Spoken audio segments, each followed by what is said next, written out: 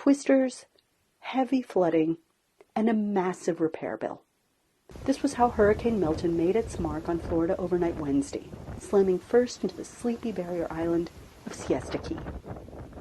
Florida Governor Ron DeSantis said Thursday that state officials are on the scene. We had over 80,000 people that were into shelters overnight as the storm hit the state. We will better understand the extent of the damage as the day progresses. First responders have been working all through the night to help people who were in distress. And what we can say is the storm was significant, but thankfully this was not the worst case scenario. Lisa Reyna, a Gibsonton resident who took shelter in nearby Tampa, told VOA the roof flew off her home. The devastation around our neighborhood is bad. Nobody knows what they're doing. This is horrific. I feel for everybody.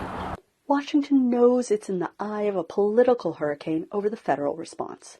President Joe Biden spoke Thursday and again urged former President Donald Trump in stark terms to stop spreading misinformation aimed at discrediting the government's response. Trump had said falsely that an emergency $750 payment made available to storm victims was the only assistance they could expect. What we're providing now to make sure people have the emergency relief they need. The dollars just to be able to get a prescription filled, to get a baby formula done. All the things, that $750 that they're talking about, Mr. Trump and all those other people know it's a lie to suggest that's all they're going to get. He also spoke of next steps.